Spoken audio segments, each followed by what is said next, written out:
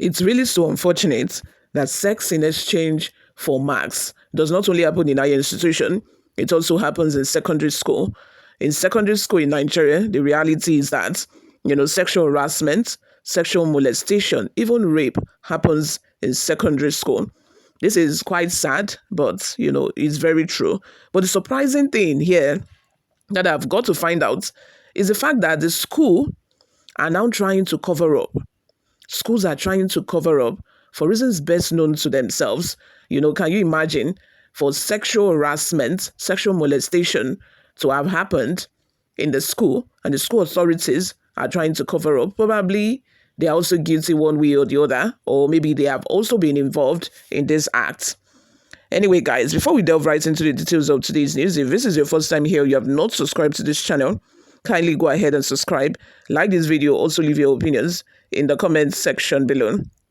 Without further ado, let's delve right into the details of today's news.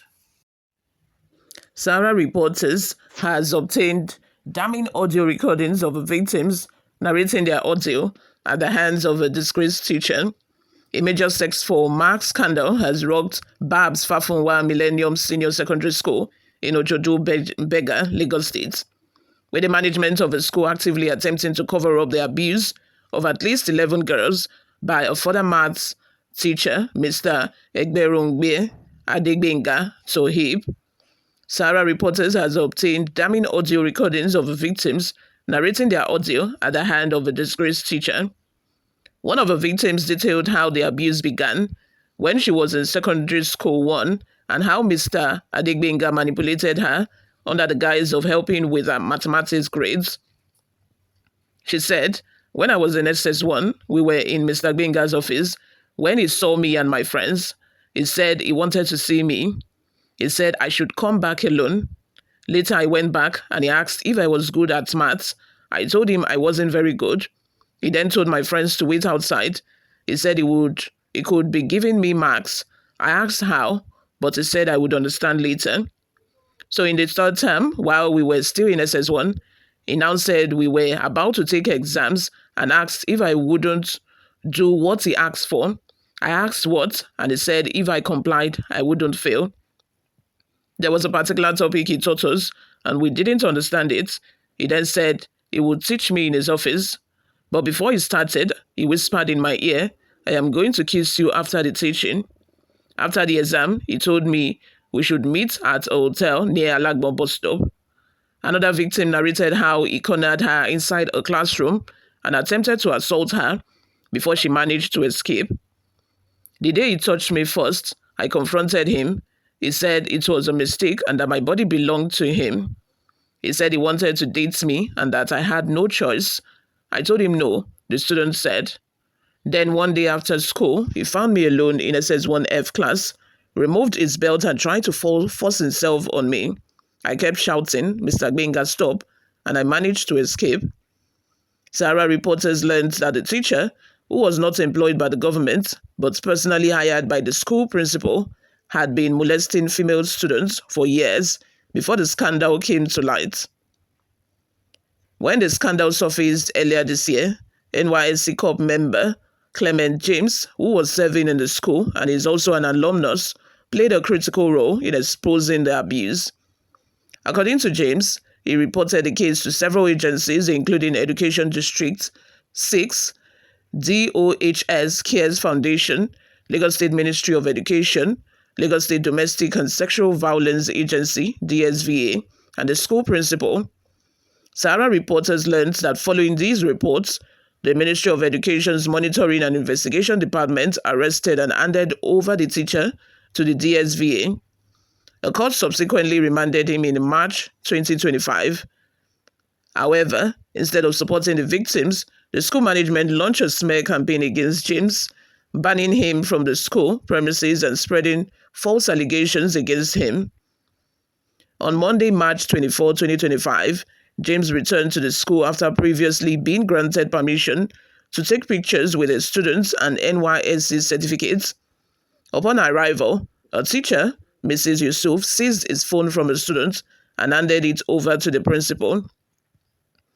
The principal summoned me to her office, demanding I unlock my phone so she could read through my chats and confiscate evidence. I refused. Then she ordered male teachers to block the entrance and threatened me into releasing my phone, James recounted. According to James, the vice principal, Mrs. Alunge, recorded a video of him while the principal prevented him from leaving. The intimidation escalated further when he was confined to a toilet inside the principal's office for several minutes. The principal stood firmly at the toilet entrance, preventing me from leaving until I surrendered my phone. But just as things were escalating, the quality assurance and armed corps officials arrived for an unannounced visit. I used their presence to escape from the principal's office while I was being assaulted. Where I was being assaulted. James further revealed that some teachers were instructed to turn students against him. Mrs. Diko told SS1E students to chase me out if they saw me in their class. The management was hell-bent on silencing me because they knew I had damning evidence, James said. The Lagos State Domestic and Sexual Violence Agency confirmed that the case is still in court and promised that it will not be swept under the rug.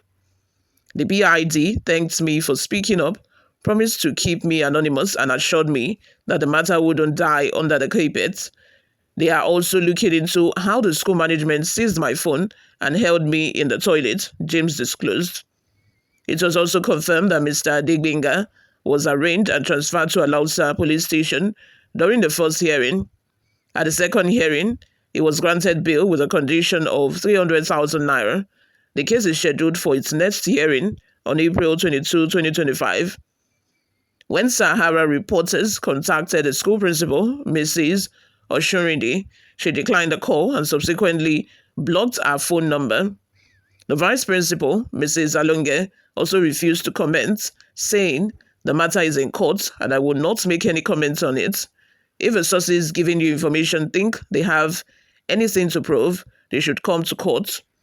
The Lagos State Police Command spokesperson, Benjamin Hindei, declined to comment on the issue, saying it is prejudicial to speak about matters already in court. Despite the ongoing legal proceedings, the school management's persistent efforts to cover up the scandal and intimidate those exposing the abuse highlight the deep-rooted culture of silence and complicity that allows sexual predators to thrive in Nigerian educational institutions. Let's have your thoughts and opinions in the comment section. First of all, it's really so sad, to find that these things are happening in secondary school.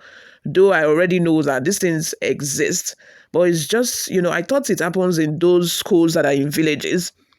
Now we are getting to find out that it happens in Lagos, for that matter. We've heard of different stories where teachers have been arrested, sacked from government employment just because of, molestation of students. Because how do you, in your right senses, even married men are, even if not only single or NYSC coppers are involved in this, it's just really so bad because these children are underage. They cannot give consent. These children, their brain is not even properly developed.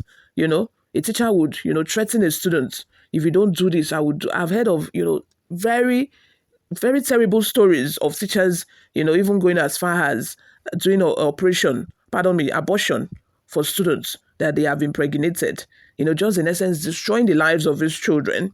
Because that is the only way I can explain it. If these children, you're already having sex with them as a teacher, organizing abortions for them without their parents' knowledge, that's really, really so terrible. There are different things that happen, different, stories.